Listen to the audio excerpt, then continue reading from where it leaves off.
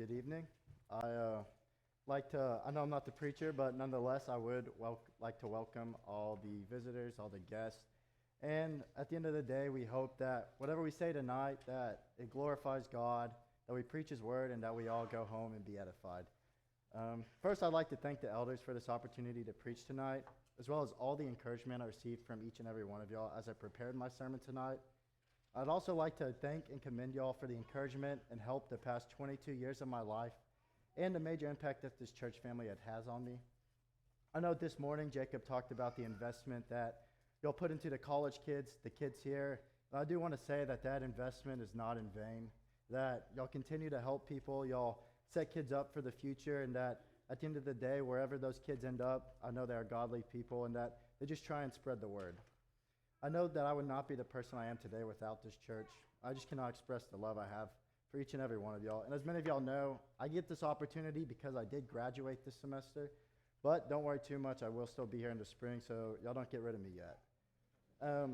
When Ronnie asked me to preach, I immediately said yes. I thought it would be a great opportunity to try and portray some thoughts I've been having.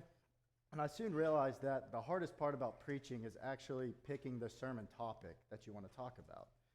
So after talking to various friends and family and bouncing ideas off of them, I realized that I still had no clue on what I wanted to preach on. Ultimately, I decided that if I have one opportunity to preach at this church, that I want to preach a message of encouragement and a message that hopefully can be very applicable in your own life. Throughout my life, I've often seen the misconception that Christians always have their life together, that Christians shouldn't feel sad, that they shouldn't feel depressed or distraught, that Christians should simply be unfazed by what goes on in the world because we have a better hope. However, when you look around the world and you see everything that happens in it, this lifestyle becomes increasingly difficult to maintain. I think we're in times of Isaiah 5, verse 20, where it says, "Evil is called good, and good is called evil." It can be easy to feel like we are alone in the fight for God, and that even we are losing the battle against sin. When you look out, you just see evil everywhere. So tonight, I want to look at what we think is one of the strongest men in the Bible. Someone who performed many mighty acts in the name of God, yet still struggled with feeling alone in a world of evil. A man who one night had one of the highest highs you could probably have as a prophet. But the very next morning, he was asking God to take his own life because he felt so depressed. I'm sure many of you know where I'm going and who I'm talking about. So if you'd like to follow along, we'll be in the beginning in 1 Kings 19 and talking about the story of Elijah.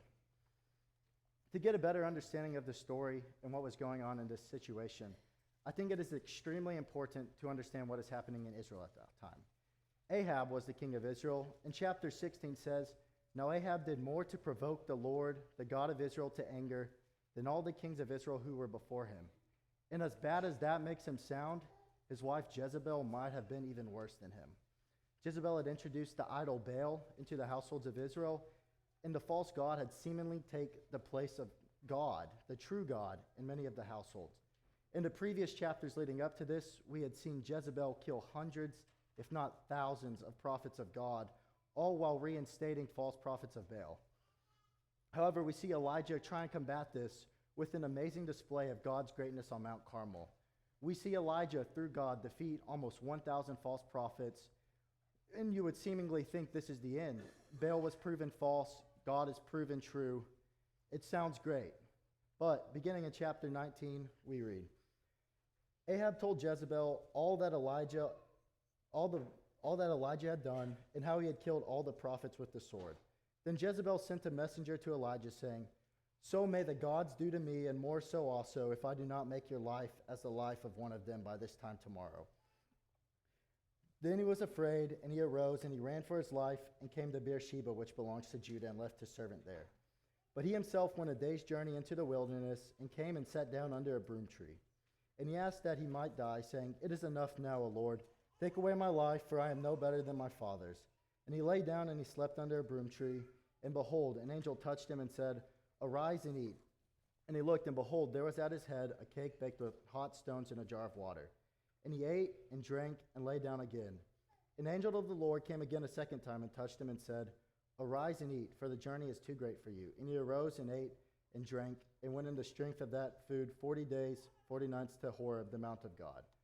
Verse 9, there he came to a cave and lodged in it. And behold, the word of the Lord came to him and said to him, what are you doing here, Elijah? And he said, I've been very jealous for the Lord, the God of hosts, for the people of Israel have forsaken your covenant, thrown down your altars and killed your prophets with the sword. And I, even I alone, only am left. And they seek my life to take it away. And he said, go out and stand on the mount before the Lord. And behold, the Lord passed by, and a great and strong wind tore the mountains, and broke in pieces the rocks before the Lord. But the Lord was not in the wind. And after the wind an earthquake, but the Lord was not in the earthquake. And after the earthquake a fire, but the Lord was not in the fire. And after the fire, the sound of a low whisper. And when Elijah heard it, he wrapped his face in his cloak, and went out and stood at the entrance of the cave. And behold, there came a voice to him and said, what are you doing here, Elijah? He said, I've been very jealous for the Lord, the God of hosts. For the people of Israel have forsaken your covenant, thrown down your altars, and killed your prophets with the sword. And I, even I only, am left, and they seek my life to take it away. And the Lord said to him, go, return on your way to the wilderness of Damascus. And when you arrive, you shall anoint Hazael to be king over Syria. And Jehu the son of Nishmi you shall anoint to be king over Israel. And Elisha the son of Shaphat and Abel-Meholah you shall anoint to the prophet in your place. And the one who escapes you from sword of Hazael shall Jehu put to death. And the one who escapes from the sword of Jehu shall Elisha put to death. Yet I will leave 7,000 in Israel, all the knees that have not bowed to Baal, and every mouth that has not kissed him. It's a pretty dark story if you think about it. Someone who just feels so alone in the world, he thinks there's no hope, that he's asking God to take his life. And that's what I want to draw your attention to first, is the hopelessness that Elijah feels. How he feels so alone in his fight against evil that he asks God to take his own life. We see that it's very evident that Elijah thinks he's the only person left who fears and loves God. And to be honest, I think we can get in this mindset sometimes. The mindset that we are so alone in the world, there's evil everywhere. And even though deep down we do know there are other Christians out there, we know that there are people like us. But it's hard. There have been multiple shootings this month. Drug addiction is rampant, not to mention countless other problems. And looking around, you take a quick view at the world. It's just sad. It looks there's no good. And I know I've fallen into that trap. Maybe some of you have. And I truly believe that this is how Satan, the devil, wants us to look at the world. He wants us to look around. He wants us to see so much evil in the world that we can't help but feel alone. But that is not the way it is. No matter how we feel, we are never alone in our walk with God. Turning to Hebrews 12, verses 1 through 2, says, therefore, since we are surrounded by so great a cloud of witnesses, let us also lay aside every weight and sin which clings so closely, and let us run with endurance the race that is set before us, looking to Jesus, the founder and perfecter of our faith, who for the joy that was set before him endured the cross, despising the shame, and is seated at the right hand of the throne of God. So I'd like you to look into a little imagery here, and this is what I read, and when I read this passage, this is how I view it. I like to imagine I'm on the final stretch of a race, that I'm almost done and I can see the finish line. And you look over to the sides, and there's millions of people. You might know some of them, you might not, but they're all cheering for you. People who I know and even people who I don't know. And I think this is one of the most important points we can remember as we walk with God, that no matter how alone we feel or how exhausted we may be, there are always people rooting for us, people who've already fought the fight, so that shows we are never truly alone. Imagine some of the people we read about knowing us by name. People like Peter and Job, Elijah, Moses, Paul, even Jesus. People who, like us, had to deal with an increasingly hostile world while standing up for God. And I think this image is just so beautiful. Just one of the biggest encouragements as we walk with God. Just to know that if those people can keep the faith, and despite all their hardships, then so can we. And you look at the prophets, and we talked about it in our Hebrews class this morning, they were men and women just like us. They went through the same temptations that we went through, but they still kept the faith. They lived in hostile times like we lived, and they kept the faith. They did not lose sight of what was at the end. God then responds to Elijah by not only letting Elijah know that he is with him, but there are thousands of people who have not laid a knee to Baal. And I would submit to you that this is why the church is so important and made for us. Without it, we'd feel hopeless. Imagine you are on your own in a spiritual journey with evil surrounding you and you have no one to turn to. It'd be extremely easy to feel alone, but thankfully we've been blessed with a community of like-minded people who, no matter what goes on in the world, let us know that we are together and living for God. We have to keep in mind that we are all working together to reach the goal. Now, I'll allude to running again, but the hardest part of your run is right after you hit the first mile. The first mile is easy, but you hit the back mile, you might be running through the woods, there's not many people there, and it's easy to feel bad. So to try and combat this, while running, we would constantly pace each other and work together to win races. Now, many people view running as an individual sport, and for the most part it is, but we would constantly see that the teams that work together were the teams that would normally win. Much like running, I would say we are doing ourselves a great disservice if we are not constantly working and helping each other to be better and to ultimately reach heaven. Some of the lowest points of my life, much like Elijah, have come when I have not been around people who serve God, who love him. And I don't want to embarrass my dad by saying this, but when people would ask about his surgery and recovery, I consistently heard him say, I don't know how I would have got through it without God and my church family. The community that we have as a church is so special, and we need to take every advantage of that. And if you want to take anything from this sermon, I would want it to be just the encouragement and knowledge that no matter what the world or Satan wants us to believe, that we are not alone in this fight for God. My second point is that no matter how bad we feel about things in the world, that God is protecting us and God has not abandoned us. It's very easy to look around and you hear questions about God. I commonly hear questions like, how does God let this happen?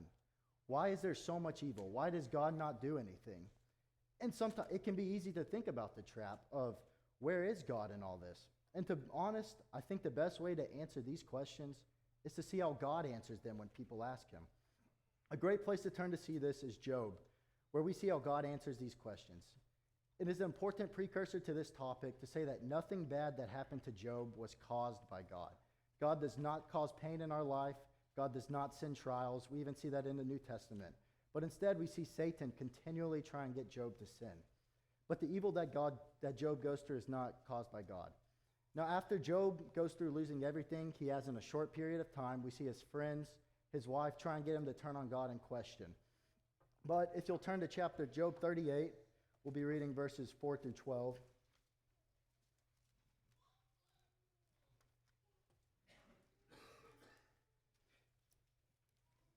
It says, "Where were you when I laid the foundation of the earth? Tell me if you have understanding. Who determined its measurement? Surely you know. Or who stretched a line upon it? Or in what were its bases sunk? Or who laid its cornerstone? When the morning stars sang together and all the sons of God shouted for joy? Or who shut in the sea with the doors when it burst from the womb? When I made clouds its garment and thick darkness in its swaddling band, and prescribed limits for it and set bars, and said, thus shall you come and no farther, and here shall your proud waves be stayed." We get to see how much of a role God played in creation, and it shows that he still plays a role today. I think I would compare this to what we read in Isaiah 55, verses 8 and 9, where it says, "For my thoughts are not your thoughts, neither are my ways your ways, declares the Lord. For as the heavens are higher than the earth, so are my ways higher than your ways, and my thoughts higher than your thoughts." It is important for us to remember that God sees the full picture. Despite what we think we see, that's not the full picture. Even if there are times that we think God has abandoned us or we cannot understand what we are doing, we have to understand that not understanding God does not equal that God is not active in the world. Not understanding what is happening does not mean that God is inactive.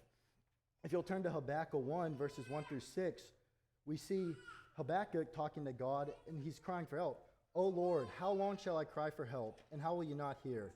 Or cry to you violence, and you will not save? Why do you make me see iniquity? And why do you idly look at wrong? Destruction and violence are before me. Strife and contention arise. So the law is paralyzed, and justice never goes forth. For the wicked surrounds the righteous, so justice goes forth perverted. Look among the nations and see. Wonder and astounded, for I am doing a work in your days that you would not believe me if told." Does that not sound like today? That there's wickedness in the world? That there's justice. Justice seems to be not happening. And what does God say when he's asked? He says, look around and see. I'm doing a work in your days that you would not believe. And I still believe God is doing that today in these days. So we see how God responds to Elijah when Elijah feels alone. We see him send an angel for help, and then later showing Elijah that he is very much with him when we go through the wind. I think it also is important to point out that God never reprimands Elijah for feeling this way or tells him that he's in the wrong. Instead, we see God comfort Elijah, show him that he is still there, and to strengthen him for the journey ahead. Furthermore, we see that God has a definite plan for how to take care of his great evil. At the end of 1 Kings 19, we see where God tells Elijah to appoint kings that are going to take out Baal once and for all in Israel. So, for our final point is that we can make a difference. That despite all the evil in the world, despite overwhelming odds that may seem like, that if we persevere and keep holding on to God, then we can bring more people to God. So, we can see Elijah continuing to serve God and make a difference in Israel, even after seeing the state of the country and people calling for his life.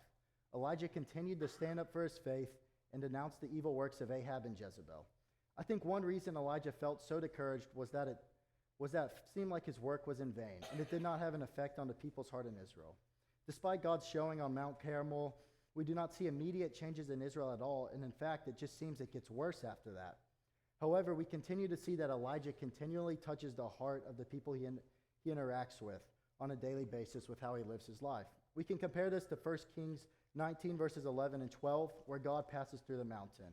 And each time God passes, you see a strong wind, you see an earthquake, you see fire, and you say, surely God is in there.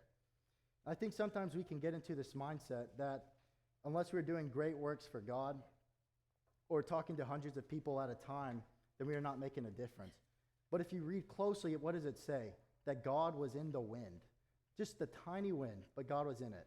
And by no means am I trying to diminish the works of these great works or trying to talk to hundreds of people at a time. And they are an absolute necessity to grow the kingdom of God, and they do have an important place. But sometimes the biggest difference that we can make in the world is by how we live our lives. I believe that we can reach as many people by showing genuine kindness and God's love and forgiveness, qualities that are not found few and far between these days. These activities can spark so much conversation about why we live our life and show that they are normally the first stepping stones that we have to use to talk to people.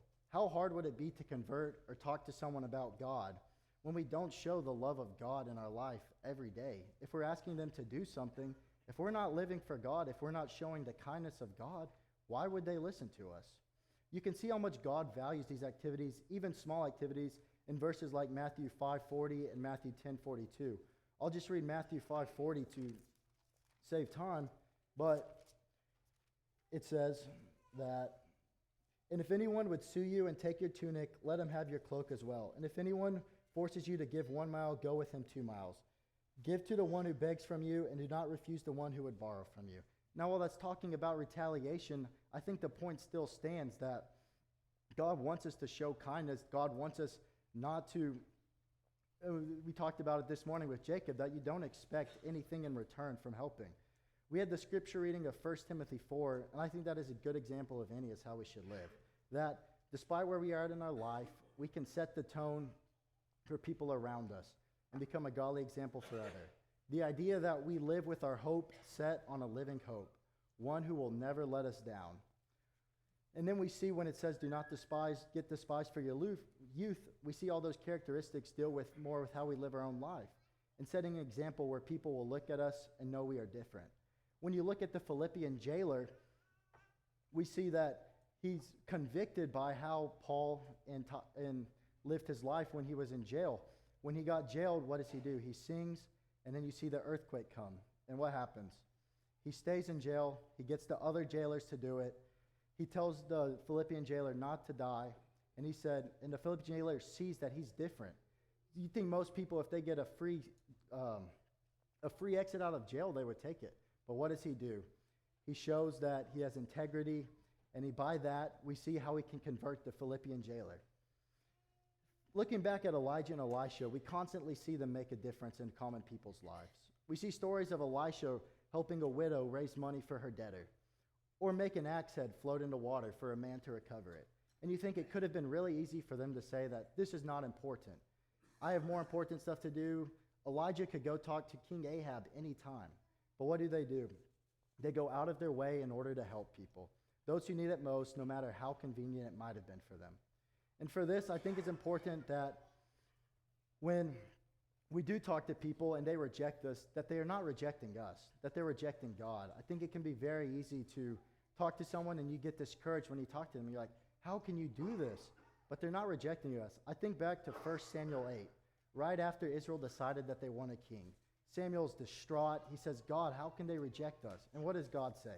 He said, they're not rejecting you, they're rejecting me. And I think when people choose evil, when they reject us, that we need to remember that they're rejecting God. And we just keep trying, and we keep laying the seed. And at the end of the day, maybe it will work, but maybe it won't. But we just have to keep trying. So as we bring this lesson to a close, I would encourage each and every one of you to look into the different aspects of your life and see how that God provides. Maybe you never feel alone in this world, or maybe you never feel that God has abandoned you. But that's great. That means you can help others who might feel this way. Or maybe you do constantly feel down by the events in the world. And I would urge you to constantly turn to God, the community, and this church that God has set in place for us. No matter what area we might be in, there are ways that we can help and lean on each other like God intended. There's plenty of work in the kingdom for all of us to do. And despite what Satan wants you to believe, it does make a difference in the world. Everything that we do has a negative or positive impact. So tonight, maybe you don't yet have the hope that God offers and are ready to make a change to receive that hope. Maybe you look around the world and think, there has to be something more than this. Well, I would love to be the first to tell you that there is something more than this, that you can live for a higher calling for God. Or maybe you've gotten lost in the